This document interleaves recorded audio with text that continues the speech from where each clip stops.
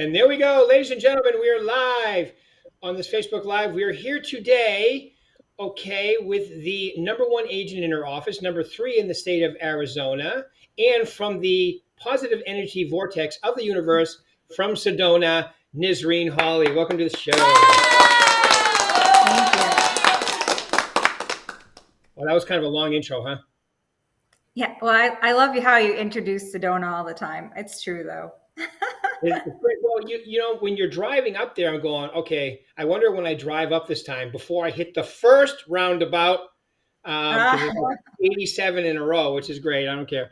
But I wonder if when you hit that first one, you start seeing, the scenery, if you get that same feeling like you are in the positive energy vortex of the universe. And every time I go there, I get the same feeling. Wow, it just feels good there, doesn't it?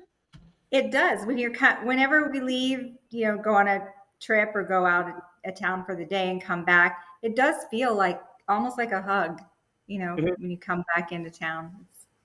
You're surrounded by the red rocks. It's very beautiful. I know it's so beautiful there. It is, and it's like it's well maintained.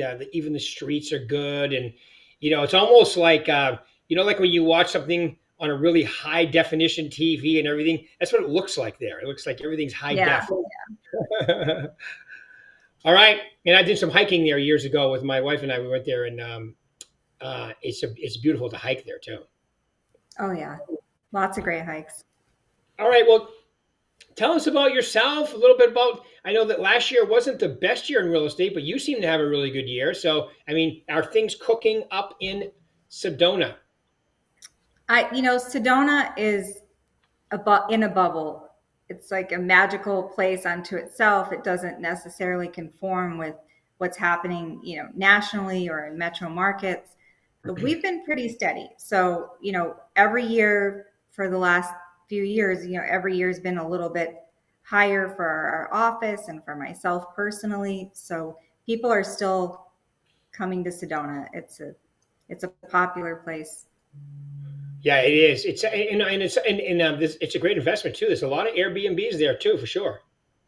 Yeah, there are a lot of areas where you can do vacation rental, and people have different feelings about that, but the majority of what we're seeing are really, nice families who want to retire here eventually. They want to buy now while they can afford it, before prices go up, and until they're ready to be here full time. If they can rent it long term or short term, it helps them cover their expenses. Sometimes they make some money on it. It's Yeah, a good opportunity. it's a good way. So you lock in today's prices and then have your future place there too. So, yeah, I mean, let's face it. I mean, property there, just like everywhere else in Arizona, just keeps going up, up, and up and up. Yeah, the average price point is, it's up there in the high, 1.5 million range in West Sedona, closer to 1 million in the village of Oak Creek. Cool. Cool. So tell us a little bit about how you do your business then, because you're always number one in the office and you're always in the top one or two or three in the state. So give us an idea of how you get it done, please. Sure. Well, I just have been here for a very long time, so I've been consistent with my, processes, and I have been mentoring other agents, which really ever since I started bringing other people in sort of an unconventional team, it's really helped me grow my business. So I did find that the more I help other agents grow their business, the more it grows my business, because we're just out there more. And in a small town, it's really important. People will say, "Wow, we see your signs everywhere. You guys are always doing open houses." I There was a sign out for an open house that wasn't my sign the other day, and one of my clients texted me and said, "I see your sign out on the corner of, such and such." And I went to go pick it up, and another agent from our office was there picking it up. It wasn't my sign, but they associated it with me because it was a Berkshire Hathaway sign. And it helps us all in the office to work collectively like that. Yeah, it's nice when they see Berkshire Hathaway and they think of you. That's great. You have your clients programmed between your social media, your contact with them, and so forth. So then when they see a Berkshire Hathaway sign, they think of you. That's a good situation. Yeah, it's just try to keep myself out there. Online is such a great way to do it, because we can be out socializing, but so many people see you online whenever they sign in, on their schedule. So it's been very good. Yeah, it's been very good. So you have a couple unique ways of doing it. Number of staying in touch with your clients. Number one is you do a lot of social media. So give an idea of your routine when it comes to and what platforms you use when it comes to social media, please. Yeah, so I use Facebook and Instagram the most. I'm on LinkedIn, I'm on TikTok, I have a YouTube channel. So those are the top five. And one thing I do tell the agents I mentor, because there's so many things out there, with Snapchat and WhatsApp and all these other things you can be on, but you can also get overwhelmed. So I say pick like your top three or your top five. So those are my top five. And I consistently put the same content on all of them, video tours of the homes, the just listed, the just sold, just giving some advice to people. I have a little system that I use that I picked up from, a coach in early on that in social media, probably mid 2000s when I started my Facebook page, but it's just stay. And that helps you remember, that acronym helps you remember stay consistent. But I fluctuate between something I'm selling, something I'm teaching, something I appreciate about our area, and then why is something about you, something personal, like about yourself or what you like, or, even if it's your favorite restaurant or something like that. Or it's your son's 17th birthday today. Or my son's 17th birthday. Yeah. I had to share that. Yeah. He's so tall now. Oh my God, yes. I saw a picture of you and him together. Did you do? Yeah. He's getting very, very tall. How tall is he? 5'11". Wow. 1 inch would be 6 feet. Join the 6 feet club. Yep. That's good. You also do a little because you had a little career in baking before. You also give your clients little. I love when it says closing day, and I see a picture of your cupcakes, and I've experienced them myself. They are quite delicious. Thank you. Yeah. So that's a fun thing to do, because I did have a bakery and I baked a lot when the kids were very little. And it was something I was able to do, with them while they were home with me. And so I do still make a special set of cupcakes for every single closing all the time. So again, staying consistent with that. And my repeat clients know what to expect. They sometimes put in a request for what they want, but it's always nice. Somebody doesn't know and they're surprised. They say, "Wow, where'd you get these?" Like at a local bakery, or when they find out I made it for them, then it feels very special. Yeah, it's even more special. It's even more special, and yeah. So I think that's a great thing to do because it's your like you said, it's your own thing. Rochelle Vanoy, an agent from this office, she does that. She does things like that as well. She I just think anything that you can do with for a personal touch, whether it be clients, talking to them, seeing them, and I'm just going to guess that a lot, being up in Sedona, that tight knit, it's not a big place. It's like they must become your friends too, probably as well. Yeah, so another thing about the social media, kind of backtracking to that, and this is after a transaction or even during a transaction, sometimes my clients will friend request me, or if I see them, I'll friend request them, and we'll stay connected so we can, still communicate. They still see it and comment, on other people's cupcakes and kind of remembering their closing day. And it's great because if somebody asks for a realtor in a Facebook group, they always have me covered. They tag me in it, and it's terrific. Hmm.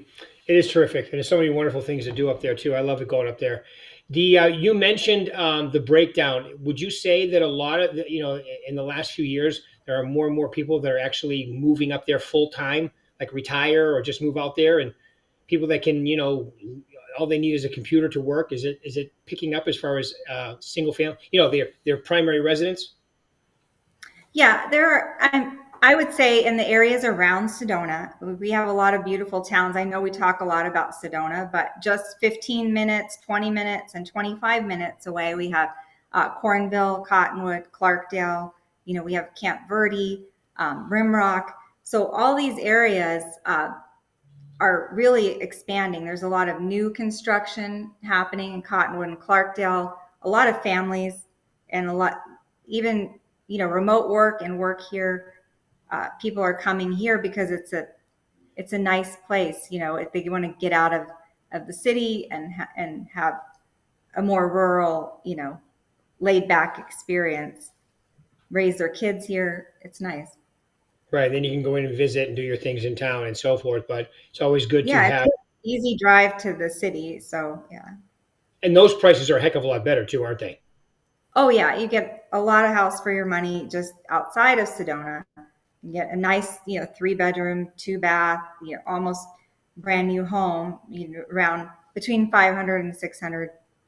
So definitely a better price point for people.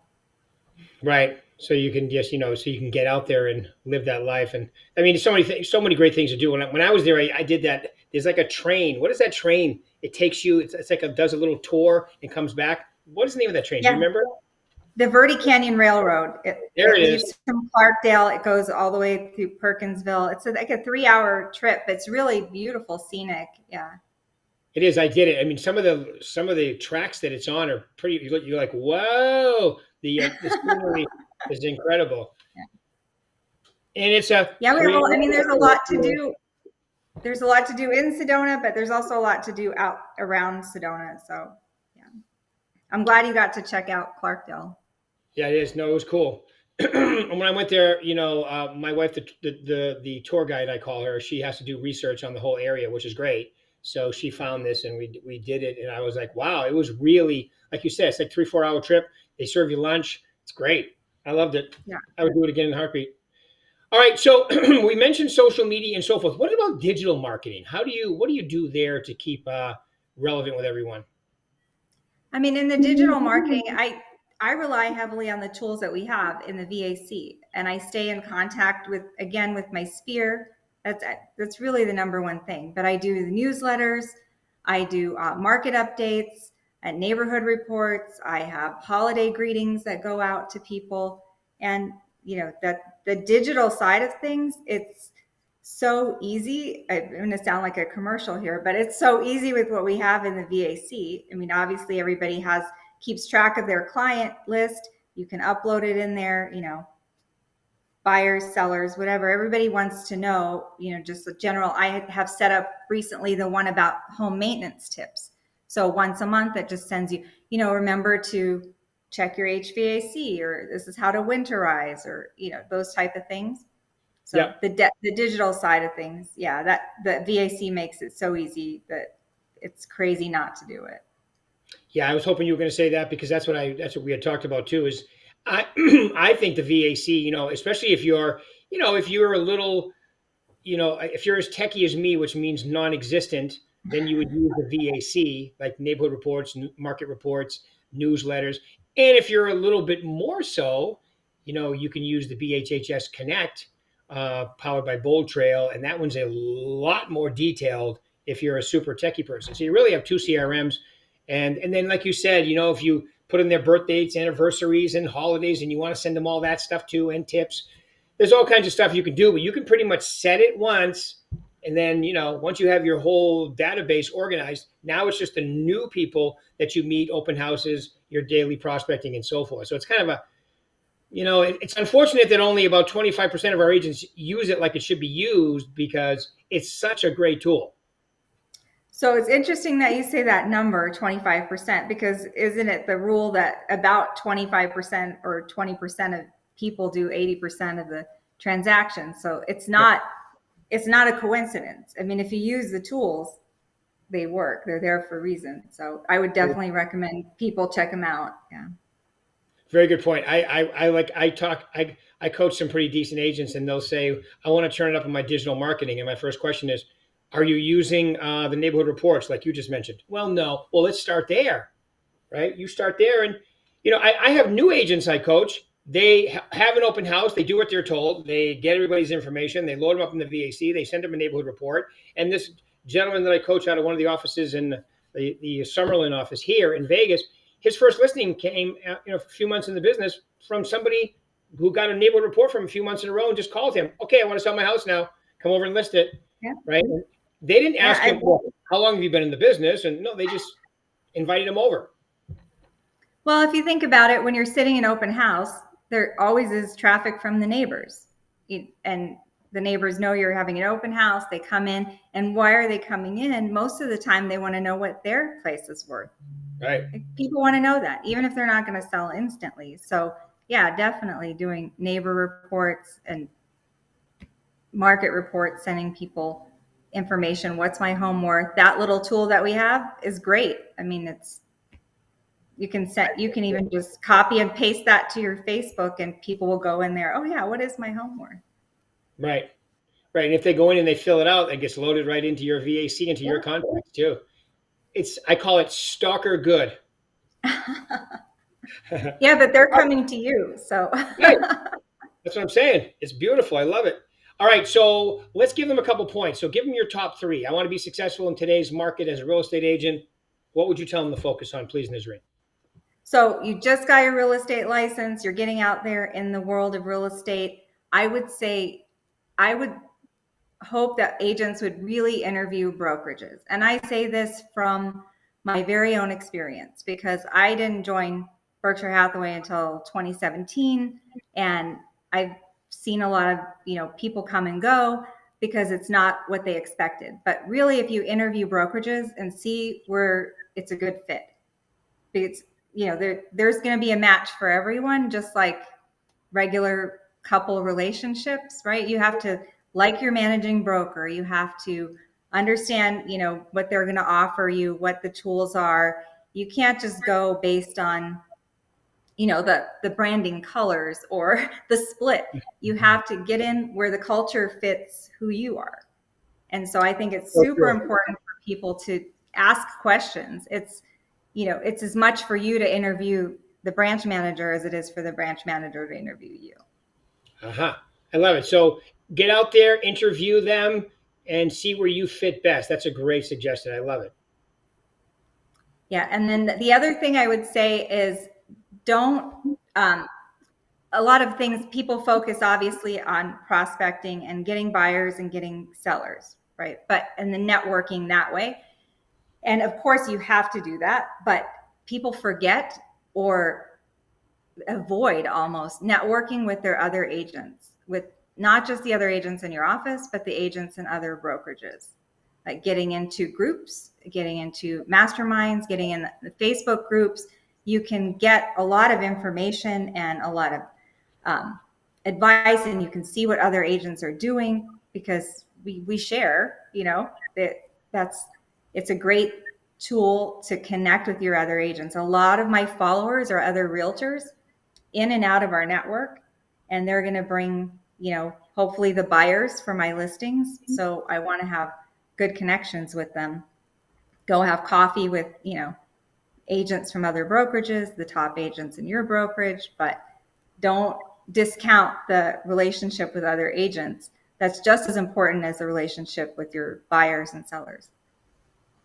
Good. I love it. I love it. So develop relationships, professional relationships within the business. After you do your interviewing and so forth, get involved, talking to people. And I like your idea, especially agents outside your area, because they can refer you buyers. That's where, like Sedona and all the towns you mentioned around there, I would imagine that you get a decent amount of referral business because of the exposure that you get with your social media and so forth. Yeah, I mean, it's, you want to be an expert in your market. And a lot of agents, we can sell over the whole state of Arizona, but I'm not going to drive to Tucson to show somebody a house. That's quite a drive. It's over 3 hours away, or Phoenix, or even to Flagstaff. That's not my area of expertise. I know Sedona and Verde Valley like the back of my hand. And that's where I feel like I'm best suited to help my clients. So I'm going to refer out to other agents. I want to see what they're doing on social before I send them somebody. I want to make sure they're going to market their property right for them, or that they're aggressive in helping a buyer of mine find something, and they want to see that from me. So it's really helpful to follow and connect like that. And it does, probably a good 25% of my business is just referrals from other agents. Excellent. I love it. Yeah, it's almost like the way you said that, it's almost like your resume, your social media Mhm. campaign, isn't it? Yeah, absolutely. I put things out on social media, obviously for buyers and sellers to see, but I know other agents are seeing it. I know a good chunk of my followers are other agents. I had an agent reach out to me the other day. She said, "Hey, I don't know you, but I'm inspired by what you're doing and I would love to meet you sometime. So we're going to go have coffee Tuesday." Good So for you. it's just, and that's how social media works. Without that, you know, she may not even know who I was. Yeah. Good. Good. Good. Good. Yeah. Awesome. I love it. Okay. So give us one more, please. One more tip on being a, getting out of the gate hot, like you said, if you're a new person, or even turning your business to the next level if you're somebody's been doing it for a while. Yeah. So my advice, my third piece of advice is do not give up. I mean, when you start, there's so much information that's thrown at you, and there are so many tools that we have to use, and there is a ton of advice. So if you're getting advice from other agents and you're getting reading things online that look different and everything, and it's sort of overwhelming, right? But compartmentalize it down to the things that you like to do. But pick, like I said, 5 things you like to do: open houses, if you want digital marketing, social media, door knocking, whatever feels good to you. Stick with that consistently. Do not give up on it, because I see a lot of people walk away, and maybe right before they were about to hit it big, so to speak, before it was about to give them some sort of results. And people say to me, when I came back into real estate in 2017 and joined the office, a lot of people didn't know I was in real estate before. And that's on me, because I didn't obviously get myself out there enough. I was, married. We were a husband and wife team. Some people knew I was in real estate for a long time, but other people didn't know it until I really put myself out there online. And so if I had just given up and not, not given it another shot, or not switched my, marketing up, I wouldn't be here today. I'd probably just be Right. baking. Right. Right. And you're doing incredibly well. So awesome stuff. I love it. Any final words you want to leave? Anything final piece of advice you want to leave these people? Anything I didn't ask you? Yeah, I just want to say, have fun with what you're doing. You are helping people to make the biggest decisions financially of their lives, and they're relying on you. And so, don't take it lightly, but also have fun, enjoy it. You're part of their big stories. You have the ability to make something like, I think I heard death, divorce, and real estate decisions are like some of the hardest things that people have to go through. And you're there to Right. help them and guide them through it. So, try to make it easier for them and try to take it easy on yourself. Right. Yes, I agree 100%. No doubt about it. And you know what? It's such a great business. Like you said, have fun, do the things you love doing. You're helping people. I have a woman I coach. She doesn't call it prospecting. She goes, who am I going to make friends with today? I think that's such Yeah. a great way to look at it, isn't it? It's such a relationship business. It just is. And you can build the relationships, multiple ways, just even shooting somebody a text message so they know, you're thinking of them, their home anniversary and, birthdays. You're part of their lives for Yeah. and part of their memories. So You're part of their lives, you're part of their memories, and I can definitely vouch for it. I've seen your social media. You can tell you have fun, you enjoy it, you have energy, you have enthusiasm, and then people are attracted to that. They want to work with that. Why would they want to work with somebody who's like a Debbie Downer? They don't want to. It's not the place to be, because for most people, unless you're selling because of divorce or death, for most people, buying real estate is an exciting thing, but it can make them a little nervous too. oh yeah, it's totally normal to be nervous, and just let them know, hey, you're not alone here. Like, everybody feels like that. Like, I felt like that when I bought my last house. Like, am I doing the right thing? what you Yeah. know, all the what ifs, but once you're moved in and you're settled, you hopefully love your home. So That's always helpful. Yeah. we'll And see. then a lot of times, even if you're not sure and you move in, a lot of times you end up falling in love with it, unless there's something wrong with it. But most of the time, people find it's a change. It's a change, and it's a, especially the people that are upsizing, it's a little bit of an uncomfortable change. But yeah, and I see the market. The market is definitely, our interest rates are going to start coming down. Although, like you said, you guys are in your own bubble. You guys really create your own atmosphere, basically, and you have done that for years. It's the way it goes up there. So, well, I just want to say, Nisreen, thank you for taking your time out today. This was awesome. I'm sure people got some nuggets out of it. Congratulations on being number one in your office and number three in the state. Again, that's quite an accomplishment. Year Thank after you. year, you keep doing it. So, congratulations. Thanks, Rick. Thanks for having me. My pleasure. Thank you. Thanks, everybody. Take Bye, care. everybody. Bye, Paul.